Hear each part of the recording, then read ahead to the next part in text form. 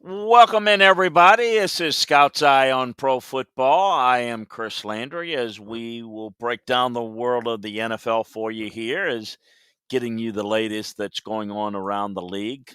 We're going to get you an update on Odell Beckham's situation as he going through waivers today. So we get to that. We'll talk a little bit about the action from last night, as well as this entire weekend, as well as a look ahead this week, as we're kind of midway through. So we've got a lot to get to today. So we appreciate you joining us. All of that and more that we're going to get to on Scout's Eye on Pro Football. A reminder, you can get all the breakdowns over at LandryFootball.com. Of this week's past weekend's actions, as well as all the breakdowns upcoming weekend. We got it all for you. So check out the football season savings today. Also check out sign up for this podcast by going to LandryFootball.com and signing up. You can see it right there. Sign up for Landry Football's conference call. That's the best way to support what we do. If you're listening to this podcast, we invite you to join us, like Kev Belargo has and others. Join us in the chat room. Bring your questions, comments. We want to involve you in the show. Well, it has been a big weekend, to say the least. A weekend that was of the upset variety, no question, with a lot of games going somewhat in unexpected fashion. If you look at Dallas riding high, playing well, and losing to Denver, looking at the Raiders laying an egg, look at Buffalo and what a awful performance against Jacksonville. You've got the Titans on a roll. So a lot of interesting developments, and we're going to get into kind of where things are. But we want to get you up to date a little bit on the latest news around the league today. Odell Beckham has been kind of the story that everyone has wanted to talk about for some time. And he did clear waivers, and that was expected to happen as no one was expected to claim his salary. And again, clearing the waiver process is one, and if you make a claim on a player, you've got to pick up the contract for the year. So it was expected that he was going to clear waiver. It was structured that way so that it would enhance his chances of reaching this point where he's a free agent and he can negotiate with any team. So it gives them flexibility. There's a lot of talk that teams like Green Bay, Seattle would make some sense for him, as he is going to survey teams that he thinks are contenders. Think teams that are contenders with a good quarterback, with a need for a receiver. The thing about Odell Beckham is you've got to be willing to accept the fact that he is someone that can be very tempestuous, very, very difficult on his quarterbacks, very demanding of, I want the ball, which wanting the ball is one thing.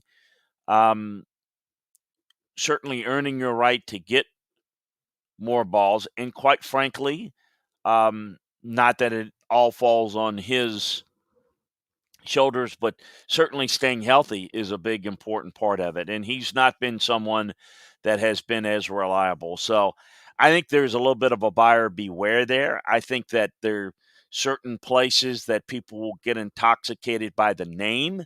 They will think this guy's a great player. I think that we've seen there's the reason why that he was signed by the Browns in previous years, why they made the move to get him from the Giants, in that he was someone that was a talent that was going to lead, who was going to be a different type of guy. He was with his friend Jarvis Landry in Cleveland, and everything was going to work, except it didn't. Why? Well, he wasn't a really good leader. He wasn't the things that he was purported to be. Well, the quarterback play is not that good. Well, you can certainly make the case that um, Baker Mayfield is not a great quarterback, but he is a good one. They certainly are a team that's built around the run. And for Odell, it's about Odell. It's about him being what he wants it to be. He wants to be the center of attention. And yet, again, I think he's not as reliable from a leadership standpoint and from an on the field standpoint. I do think a place like Seattle makes some sense because they have had trouble dealing with quote unquote bad eggs there. I don't think Odell's a bad person. I think he's spoiled, entitled, immature. Um, a lot like his dad, who was another part of the problem in his latter stages of his tenure in Cleveland. So we'll see where it goes. I don't know. There's been talk about the Saints. Really doesn't make as much sense there.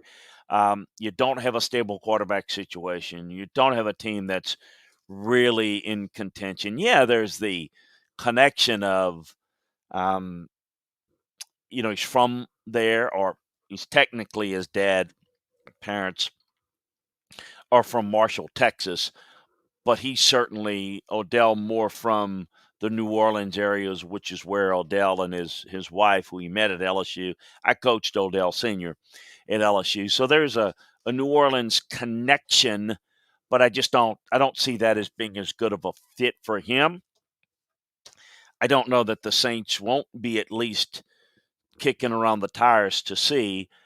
With Michael Thomas out, I think they'll be aggressive. The Saints always are aggressive, but I don't know that he's the difference maker there that people might think. I think that they really believe in some of their young receivers that are maybe a little bit more team oriented guys. I don't think Odell is the type of guy that would be ideal for their locker room. Speaking of the Saints, they've worked out some running backs as Alvin Kamara is dealing with uh, some banged up issues, and they uh, on Johnson, Rodney Smith, Josh Adams have been brought in for workouts. We'll see if anything comes to that. We'll keep you up to date on Landry football.com. The Jets have placed Denzel Mims on the COVID reserve list, as the Cowboys have Greg Zuerlein, their kicker, um, as has the Bills with Jake Kumaro. Um, and so that's kind of the latest there. Other news around the world of transactions, you can again find in our notebook at LandryFootball.com. So as we went through the weekend and I was kind of looking and making over the notes, some things that are very, very evident that are becoming more and more evident as you look around the league is the AFC. Where is the AFC? Think about this for a second. 2 weeks ago, we were touting, and I say we, I certainly was not thinking that this is the team to beat in the AFC. But 2 weeks ago, we were talking about the Bengals being, well, they were quote unquote the top seed, meaning the best record with the tiebreakers. They go from number one to right now they're 10th. You lose 2 games in a row, welcome to the NFL. Welcome to the AFC, where the only team that's been consistent, that's been impressive, are the Titans. They've won 3 in a row against playoff teams. They won last week in impressive fashion against the Rams without Derrick Henry. And I still question their long-term viability without Derrick Henry. But what can you say about them? I mean, you've got them, you've got the Ravens that we know what they are. Um, they're a good team, but I think they've got limitations. Buffalo has been hugely disappointing in their lack of ability to be able to run the football. And what was that? Last week against the Jags, the Chargers don't seem to be real tough. The Raiders are imploding. The Steelers are hanging on and trying to run the football and working around Big Ben. Don't sleep on the Patriots. I mean, if the Bills are going to be you know,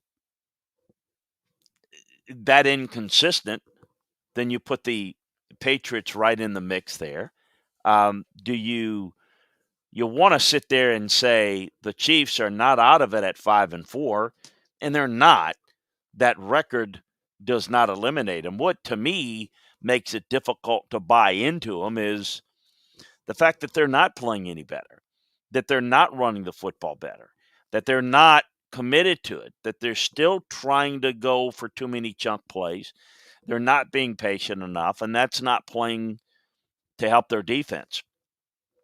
The Browns are banged up, can run the football. The Bengals, we've seen them kind of collapse. What to make of the AFC? You certainly don't have 7 playoff caliber teams in the AFC right now. Um, you don't even have I certainly would put the Titans as the clear favorite, but only in terms of who looks the best right now. But am I going to sell anybody that I am a slam dunk comfortable with them? I am not. Whereas in the NFC, I respect the consistency of the Cardinals. I know what the Packers are and are not without and with Aaron Rodgers and a team defense that's pretty good. Um,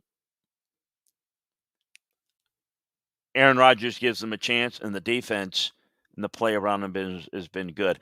I certainly looked at the Rams' performance and say that's not been as a consistent issue or consistent concern. I still think they're a viable team. And Von Miller, while I am not as excited as the media makes that out to be, I do recognize because Von Miller is not the player that he has been, but he can be effective for them. Um, you know, in a reserve role, in a spot playing role, I would say. So I think that's a really good team. I wouldn't overreact to the Cowboys. I'm not buying their viability. I think they're going to be in the mix. I don't know that they are the team to beat, but I still think they're a damn good team. I certainly believe in Tampa. Um, I got 5 teams that I can make a case for in the NFC: the Cardinals, the Rams, the Packers, the Bucks, and the Cowboys. Those are 5 teams. Everybody else is just a, you know, mismatch of different situations. The Niners are toast. Um, the Seahawks can make a run and be a team that could get hot come playoff time with Russell Wilson back. We know that they are a shell of themselves without Russell Wilson. You put Russell Wilson on that team, and if it's somebody like OBJ, you could see them entering the fray and be so effective. But I'm liking what I'm seeing. I'm liking what I'm seeing with the Cardinals and the rest of the group there that I mentioned. So I clearly see better teams in the NFC that are playoff caliber, whereas I just don't see nearly the same amount in the AFC. Some of the matchups this week, we're going to get to all the games in the breakdowns, so we'll get into that. But really looking this week, not the elite matchups, but there's some good ones. We'll get to that as well. Reminder: if you've got any questions, bring it on over. To the chat room, and we'll address it right here. In fact, we'll get to a couple of them right now, and then we'll get into some of the breakdowns of this past week's games. Rich says, did see Tony Corrente overact to Cassius March did, in which he celebrated a play and made that warrant a taunting foul. They're oversensitive to the taunting situation. The stare down, a lot of people have talked about how he looked like he kind of stuck his hip out. I think it's a little bit overplayed based upon what they're asking him to call. You don't stare down, or you don't do the little look stare down. Is it Is it excessive? Yes, but that's what they've asked them to do. So, overreaction, perhaps. Surprise, no. Um, Rich usually asks some questions that are a little bit not off the wall, but just kind of a little bit different than what's in other people's mind. What was my assessment of George Young as a general manager? George was a good friend. George was a really good young executive that grew up in the Baltimore Colts organization. He went and worked. He was at the time Don Shula was the coach there. He went to Miami and worked with Don on Don's staff and personnel. He was the guy that was hand selected by the league office to clean up the mess with the New York Giants and was very successful general manager. Really good eye for talent, good guy. Hard to, you know, rough around the edges, but someone that I admired a lot. Hey, Joe Foten, do you see OBJ sitting out the rest of the season after not being claimed off waivers? No. He was not going to be, as I mentioned at the beginning, claimed off waivers due to the money owed to him. This gives him the option to pick the team that he wants. I do not expect his plan is not to sit out. He 100% wants to play. Now, he's got to get an offer. I think he will. If the money's not right, what have you, would he bypass it? Potentially. I don't think so. I think his plan is to sign. Pardon me. His plan is to sign, and if he gets the deal, he will. Kev Belargo with a good question. Which makes the Cardinals' third down defense elite? Well, first of all, they've done a good job on early downs to create some third and longs. It's their pass rush. They're doing a really good job with their pass rush, and they do a good job with a lot of their zone pressures too. So they play good, effective zone coverage and take away the hot read effectively. And that sounds simple, and it's not simple at all. It's very effective the way they play it, but they've done a very good job of it. But it's like most third down defenses, Kev. They bring good pass rush pressure, and they play really good short area zone coverage behind it. It's what made them really good. Taking a look at some of the games and the matchups,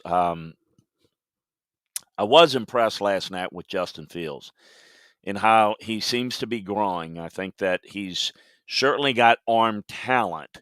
The one thing he's got to go from being a thrower to a passer.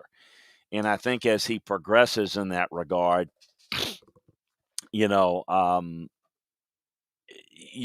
we're only time's going to tell. I do think that what they're going to have to do with him is they're going to have to utilize that ability to make improvisational plays.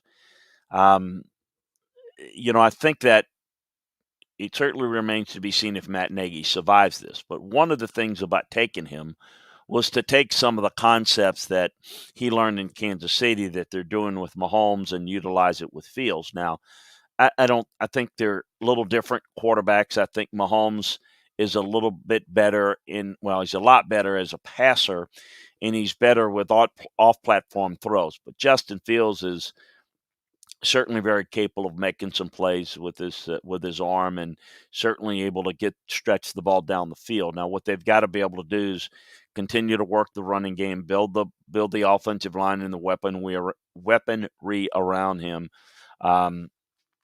And I'm curious to see where it goes. But I do see some progress, baby steps, but there are going to be some up and down moments for him, no doubt. I thought Roethlisberger came alive in the second half after a slow start. Najee Harris was a factor. I thought Freiermuth was very effective for them, particularly in the red zone. Dan Moore allowed some pressures, but the offensive line played pretty well for the Steelers. The defensive line did a really good job. Cam Hayward's played very well. TJ Watt is outstanding. Devin Bush, for the most part, played very, very well. I thought it was a decent performance by the secondary. Um, as I mentioned, for the Bears, I thought Fields was elite from a clean pocket. Um, I thought Cole Kmet had a nice day. I thought he did a really good job. I thought Allen Robinson did some good things for him in the passing game. The offensive line wasn't really at fault for any of Field's sacks, but Cody Whitehair from Kansas State did allow 3 pressures in the game. He probably struggled the most in the pass game. Robert Quinn led the defensive line with 3 pressures. Roquan Smith recorded a pressure in the sack, and he was very effective versus the run. I thought Duke Shelley did a good job. He was targeted 8 times, and he only gave up 27 yards. Really, really impressive performance overall. I thought the Bears did a really good job, and obviously, as you know, if you watch the game, had every chance to win it. The Titans and the Rams on Sunday night. Ryan Tannehill, and this is what they want to do. They want to make sure that he doesn't have to do the heavy lifting. He is, limited in what he can do. But he's very capable when people have to overplay the run. And you wonder if they were going to be ineffective, and their inefficiency in the run game I thought might affect him, and it didn't. Adrian Peterson, McNichols, Foreman combined for only 5 runs of 5+ yards on 22 attempts. That's not what they normally get out of their running game. The receiver room combined for only 6 total first downs receiving, 3 from A.J. Brown, 2 from Julio Jones, and 1 from Nick Westbrook. Brown dropped a couple of passes. Jeff Swaim has never been really utilized as a receiver, but he had his most productive game. Bobby Hart replaced Taylor Lewan, who is a bit of an issue for Tennessee. Didn't pass block very well. The interior defensive line, Jeffrey Simmons, had a really big night. He had 8 pressures and was the big impactful player for them. He was really graded high in this game. David Long graded out well at linebacker. Kevin Bynard did a really good job. Elijah Molden was good. You didn't see the good Matthew Stafford this week for the Rams in this game. You saw modest success out of the running game. Sony Michel was a real non-factor. Cooper Kupp was not much of a factor on deep routes. They worked him underneath. Didn't have enough explosive plays. I think the front of this Titans defense is starting to play very, very well. I tell you who's really playing well, and it's a great story. We talk a lot about Tom Brady. I don't know what's more impressive. Well, certainly Tom Brady is in the position he plays and what he does. But my goodness, Andrew Whitworth, my friends, is 40 years old and still grading out well. He didn't miss a rep, and he played very, very well on the blind side of the Rams. Just as unbelievable player he is, he needs to get more credit for it. Brian Allen struggled at center. The pass rush did about all they could. Tannehill got the ball out quickly. It's one of the real things that that he does pretty well. Kansas City, Green Bay. What an impressive performance by Kansas City. Win and move on, man. They don't have enough wins to you wonder, but the whole Kansas City, the light's going to turn on. I'm starting to think it ain't going to happen. I thought Mahomes played a clean game, but it wasn't overly impressive. Darrell Williams received the bulk of the carries at 19 rushing attempts. They're not running it well enough. Got to work the short passing game, the underneath, a little bit more. I know everything is fueled on the vertical passing game, but they must learn how to fuel themselves a little bit more with the short passing game, because I think that would give them better opportunities. The deep ball. I thought the offensive line graded out very well. Thought they did a pretty good job. Chris Jones did a pretty good job. Melvin Ingram was quiet. Nobody stood out at linebacker. Um, they Spagnuolo dialed up a lot of blitzes. I think 56%. I think I charted blitz looks in that game. For Green Bay, Love led an up and down showing, was inconsistent throwing it downfield.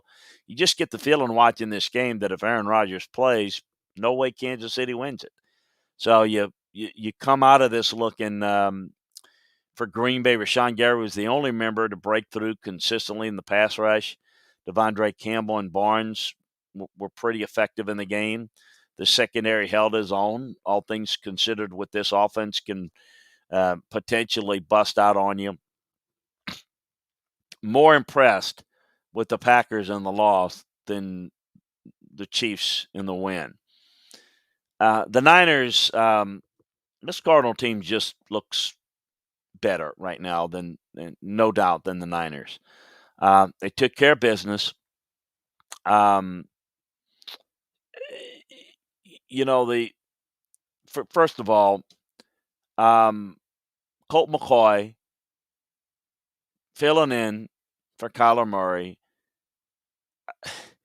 That told me a whole lot. It's not about just Kyler Murray in the big play. 22-26, protected the football, managed things well. Chase Edmonds, it didn't do a whole lot in the passing game. I thought Connor ran well. They had DeAndre Hopkins out of the game. 4 of Kirk's 6 catches went for first downs and made big plays there.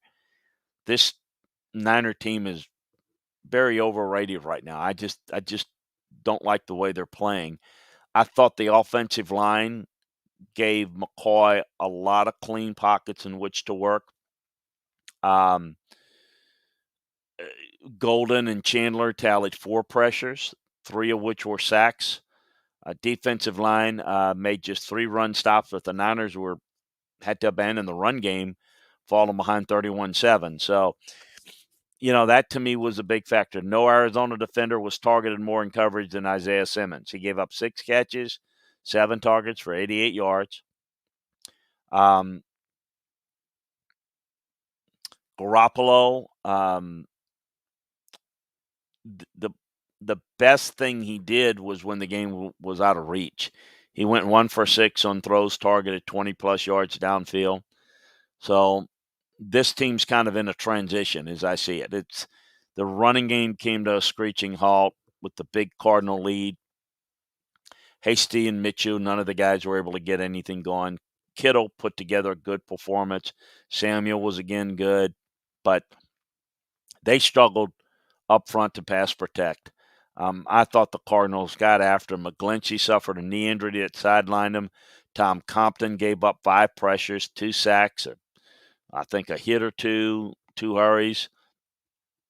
I thought Bosa played pretty well. I thought they did some good things for stretches on defense, but obviously it was, a bloodletting with the Cardinals getting that big lead, and that was it. The Chargers won a tough one. This Eagle team is a physical team and challenged them. I worry about this Charger team when they get into physical matchups. I thought Herbert was efficient. I thought Eckler was effective. I think Keenan Allen is still one of the best route runners and very, very effective, but I don't know about their ability to win consistently off the line of scrimmage and protect leads. Bosa flourished, I thought, defensively. I thought Tranquil was very impactful in the game. I thought the secondary held up pretty well. For the Eagles, Hurts was pedestrian. I think that's what he is for the most part. Howard handled the lead back duties.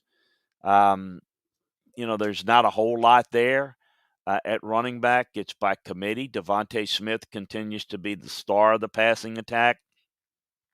Lots of targets, big-time playmaking ability.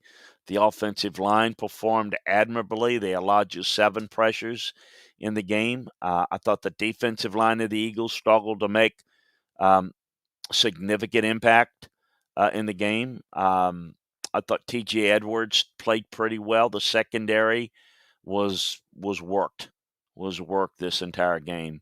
But they managed to hang in with a chance to win it. If I tell you in Jacksonville and Buffalo that Josh Allen was going to be the big factor, you'd think differently than what I was trying to say. It was the Jags, Josh Allen, that was the difference. For them, offensively, Lawrence, I thought, was effective enough. He had 2 plays that were turnover worthy. There's just not a whole lot there to work with at this point, and he's got a lot to learn. James Robinson sat out with an injury. Dan Arnold was the only bright spot in the receiving corps. He's been really, really effective and a reliable option for Trevor Lawrence. Um,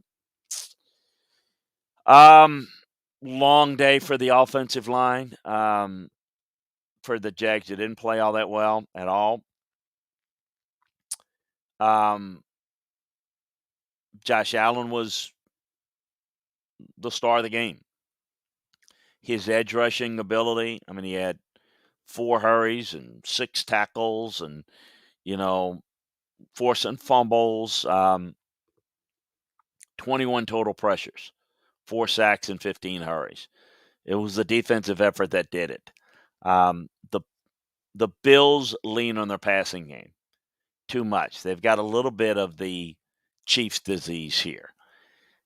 You got to play well in coverage against the Bills. Damian Wilson did a really good job. They prevented the big plays. The Jags did a really good job. So I thought the secondary played pretty well. Rudy Ford did a good job. Shaq Griffin did a good job. For the Bills, Josh Allen was flat. The ground game is really important to their success. But, when they can't get it going, they're struggling. They're not the same team, and they're very beatable. Singletary and Moss are serviceable.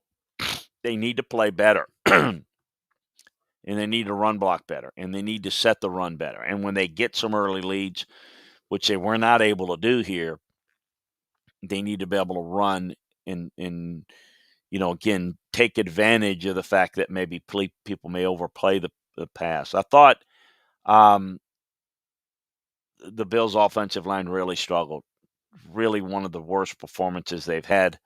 And that, to me, was the difference.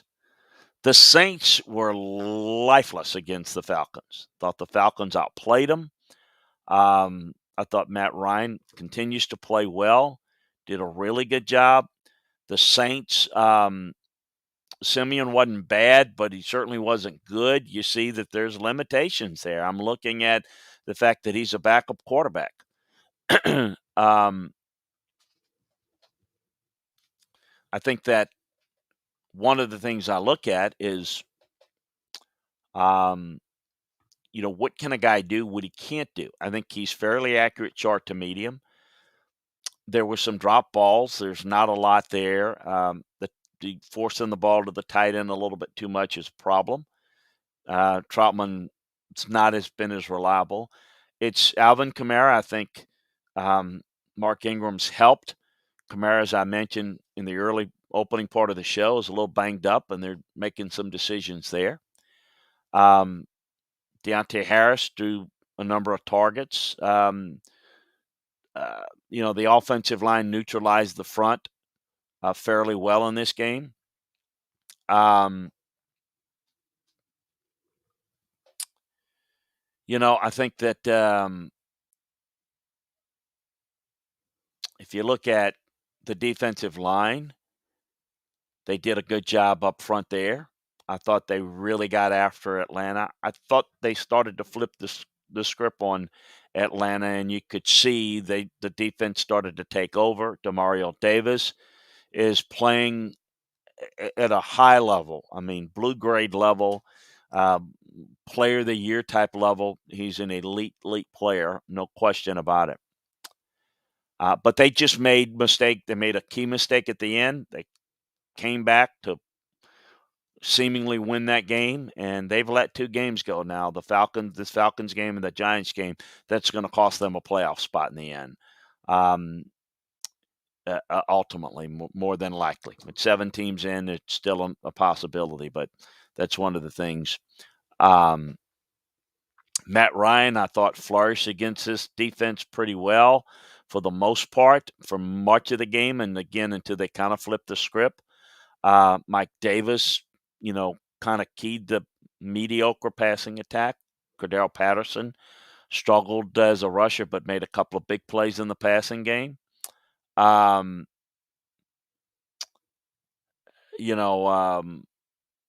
Gage was fairly effective. They don't have enough playmakers.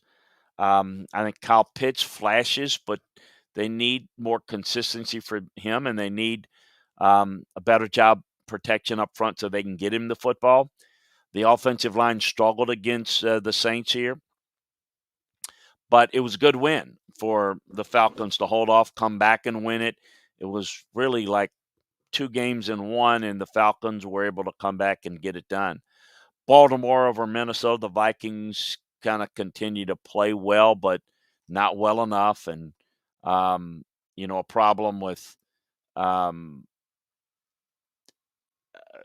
finishing teams off.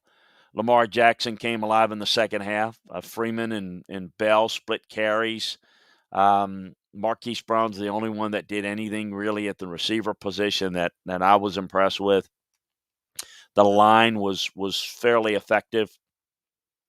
Defensive line, rough day for the Ravens defensive line. The linebackers did a good job against the run.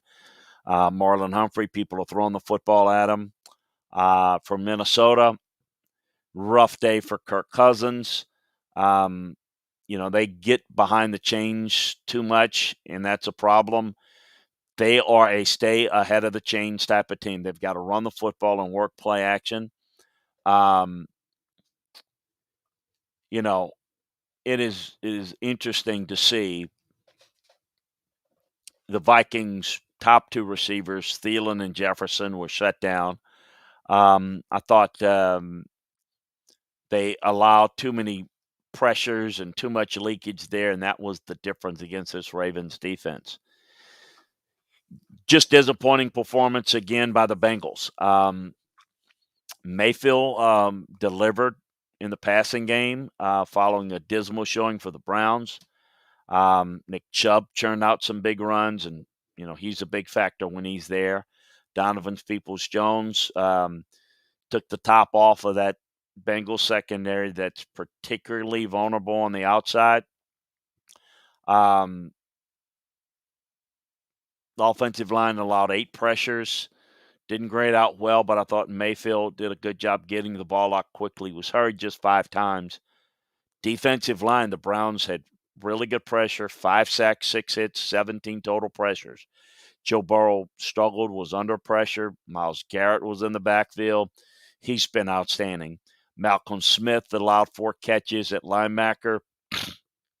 Denzel Ward has made some big plays, obviously the big one, and then he was just targeted only 4 times. Burrow really struggled, as I mentioned. Mixon put up 69 yards, 2 explosive runs, but that's an underrated part of what they do when they're successful is run the football. Jamar Chase, you can take one guy out of the game. Somebody's got to step up. Not really seeing that, and you're seeing the vulnerabilities of the Bengals here a little bit. The offensive line play was not very good.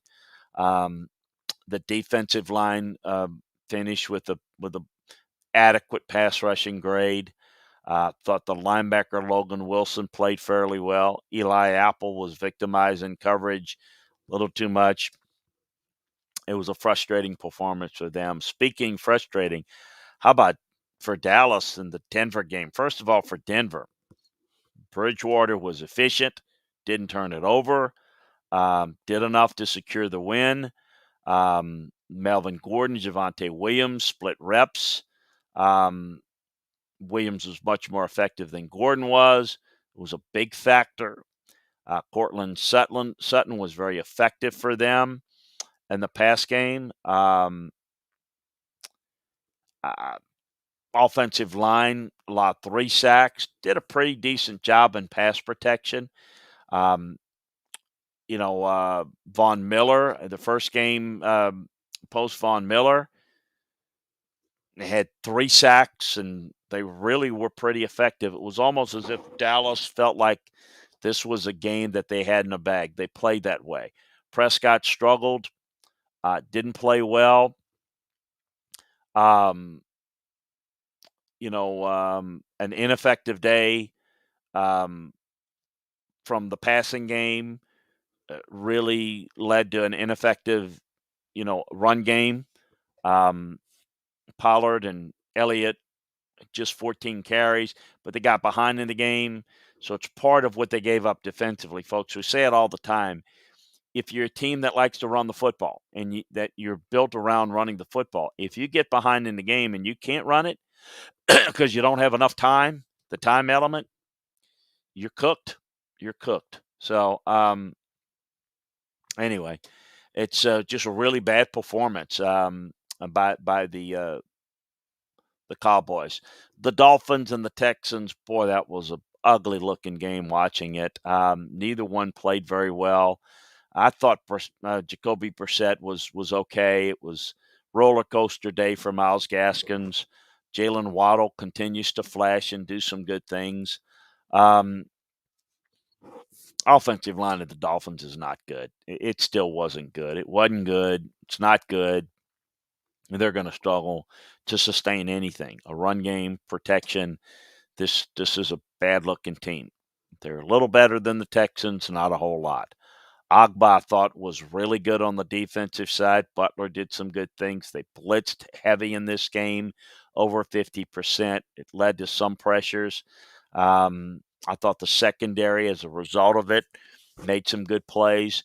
Wyatt Taylor, it wasn't as comfortable in the pocket due to the blitz pressure. Texans struggle to move the football. Running backs don't have a lot of opportunities to make plays.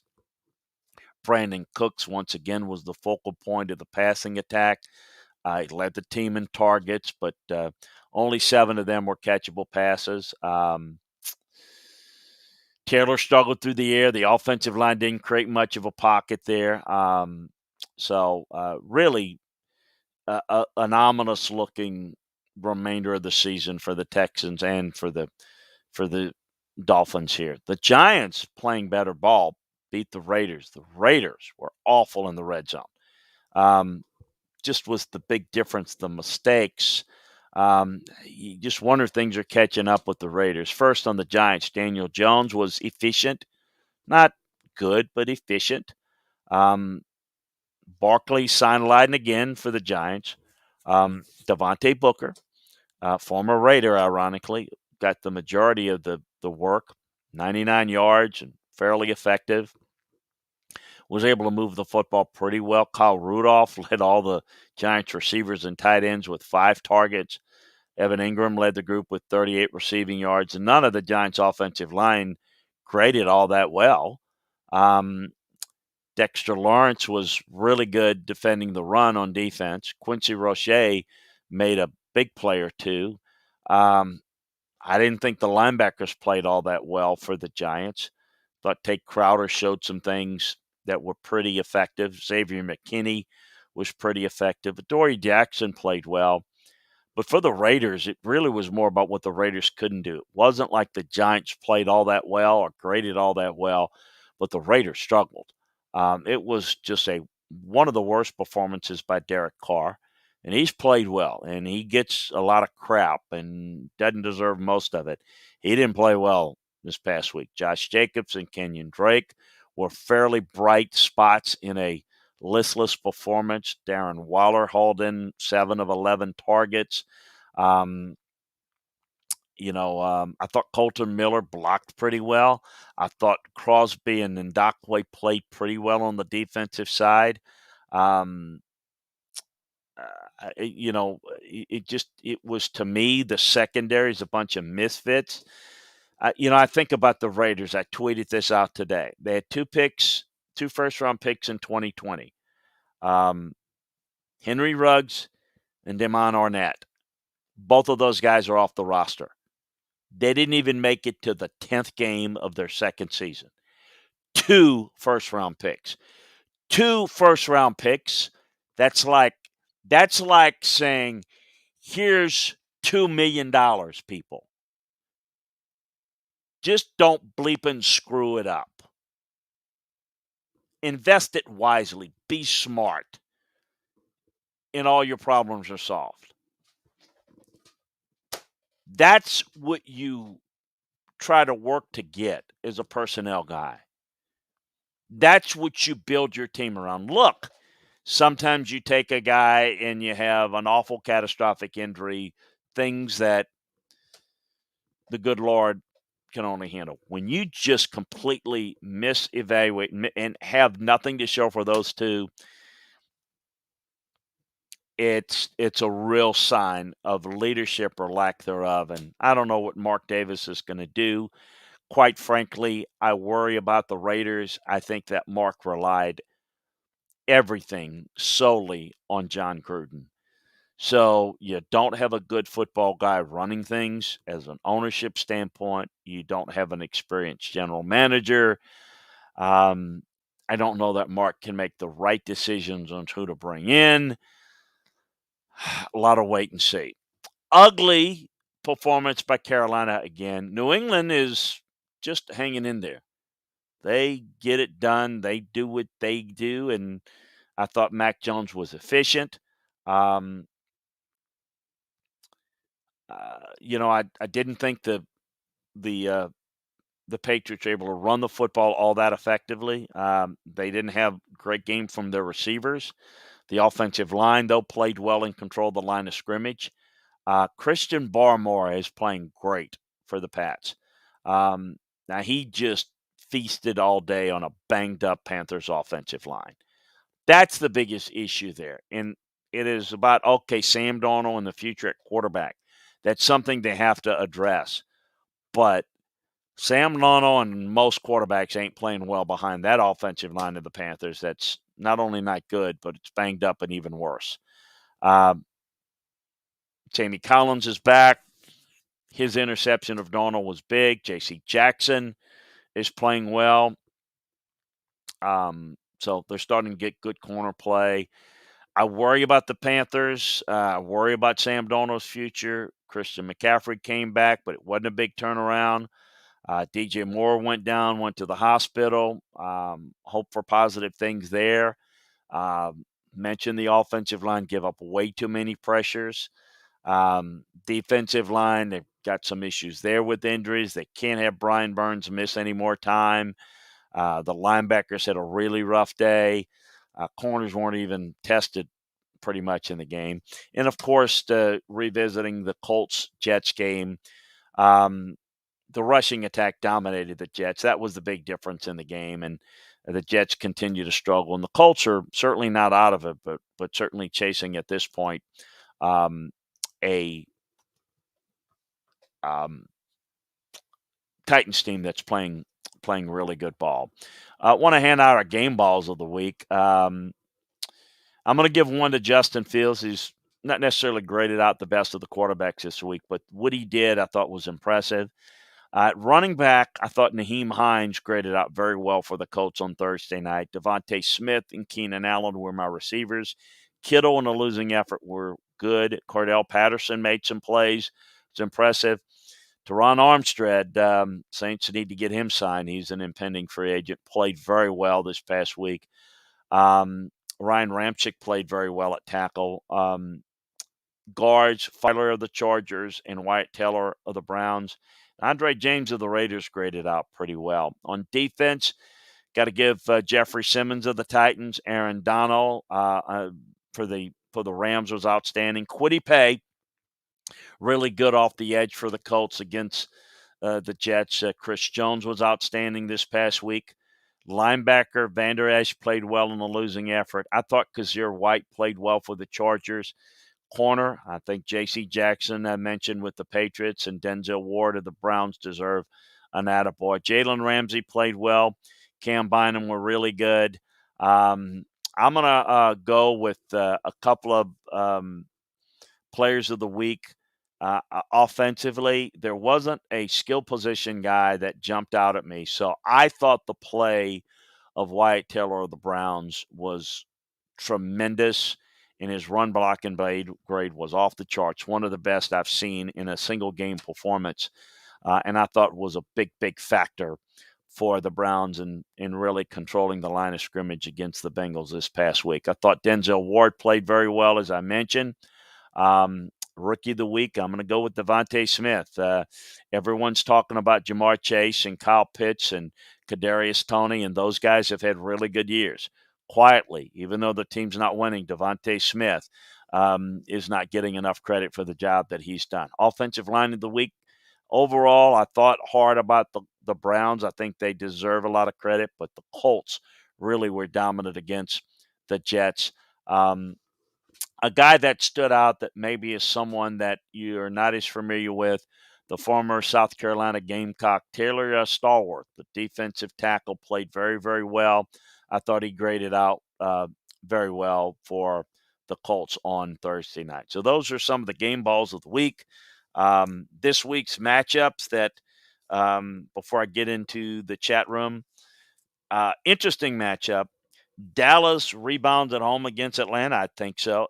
New Orleans, Tennessee is an intriguing matchup that brings about some teams that, the Saints have, what do they make of the Saints?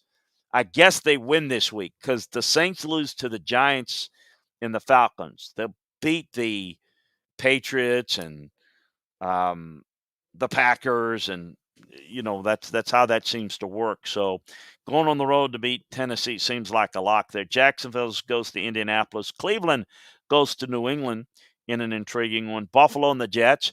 Can the Jets do anything? Can Buffalo get back on track after that performance against the Jags? You'd expect the Bills to respond, but I expected the Bills to play well last week against the Jags, at least enough to win. Detroit going to Pittsburgh. Tough matchup there in Heinz Field. Lions are trying hard, but not a whole lot there. Tampa going to Washington. I see the Brady working over this Washington secondary. Ball's coming out quick to neutralize the the Washington defense. I think I said Redskins. Apologies there. Can Carolina do anything on the road to slow down the Cardinals? Doesn't look like it. Minnesota and the Chargers, an intriguing one in the second wave. Philadelphia, Denver, Seattle, Green Bay. Good matchup. Will Russell Wilson play? Looks like he's been cleared to practice. We'll see if he'll play, how that'll play out. And then Kansas City and the Raiders on Sunday night. What do we get from this Chiefs team? Can they develop any consistency in what to make of the Raiders? It's been a tough stretch there for the Raiders. Monday night, we've got the Rams going to San Francisco in what is a absolute must-win. Even if you do win, it's probably not good enough game for the Niners. The Bears, the Bengals, the Giants, and the Texans get a bye week. Hey, before I check into the mailbag, I want to tell you about my good friends at BetQL Daily. I don't know about you, but do you feel at times like the last one out when it comes to sports betting, don't know where to start? Understand where the market is moving, which smart bets are out there, and have some fun listening while you're at it. BetQL Daily, sponsored by FanDuel, is a must-listen show for sports bettors and sports fans alike. They're a great listen, fun, informative, and very helpful. Hosts Joe Ostrowski, Joe Gigolo, and Eric Hacksworth serve up wager entertainment, the sports talk you love with the betting insights you need each weekday. Find out where the market is moving across all of the week's biggest sporting events. Miss out on early games? BetQL Daily has you covered there too, with recaps from some of the biggest recent moments in sports. If you're not sure where to start with sports betting, start with BetQL Daily, presented by FanDuel. Listen weekdays 9 a.m. to noon Eastern on Odyssey, Spotify, or your favorite podcast app. Let's see what you got, what you're bringing inside here.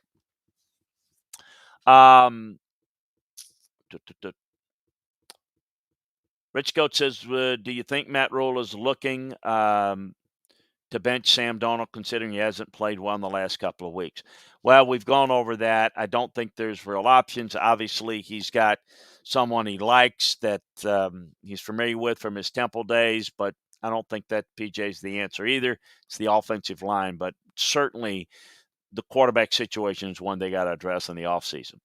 Chris, the 49ers defense appeared unprepared and didn't seem to make the proper in-game adjustments. Look, I think it's fair. I don't think they're as well coached without Robert Saleh. I think the defense is struggling, particularly when you give up that many points, you're not playing well, and you're struggling from a game plan standpoint. You're trouble executing. To me, it's not just execution. It's not just adjustments, Kev. It's about execution, and clearly they weren't very well prepared. Let's see here. Let's see. Trying to see if there's anything good there. Okay. So anyway, Cincinnati didn't seem to account for Trey Hill blitzing off the edge. No, they didn't. They did a very, very poor job. And again, I think they're struggling from a pass protection standpoint. A lot of that has to do with the fact that some personnel issues and some of the issues going forward is to try to figure out how to best go about blocking them. So we'll see. We'll see where they go with that. Nola Jack says, how much of Kansas City's offensive problems are because they don't run enough? Well, we've talked a lot about that. I think that,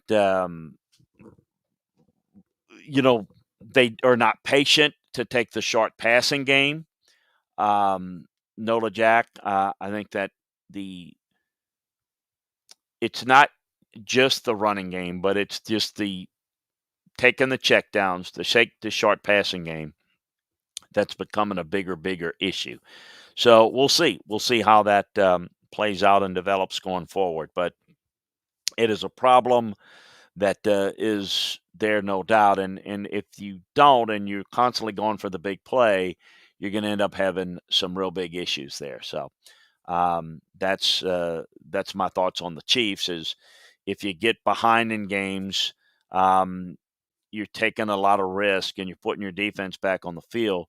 Playing with a lead is what their strength has been, and they've not been able to do that nearly as much. So scoring a bunch of points is what they've got to do in order to be successful, and they've not been able to do that. If you can't score a bunch of points, you at least got to possess the football to help your defense out, and they're not doing either. So that's the biggest issues. Hey, appreciate you joining us. Appreciate y'all being here. Make sure that you join us over at LandryFootball.com. Got the complete detailed breakdowns of all the games, all the teams over at Landry Football. So check that out. We also got all the podcasts there. So check that out as well. All the latest news and notes. So appreciate you joining us. We'll talk to you next time. And we appreciate you being involved with us, and sign up for our podcast and sign up for us at LandryFootball.com. So take care, and we'll talk to you next time, everybody.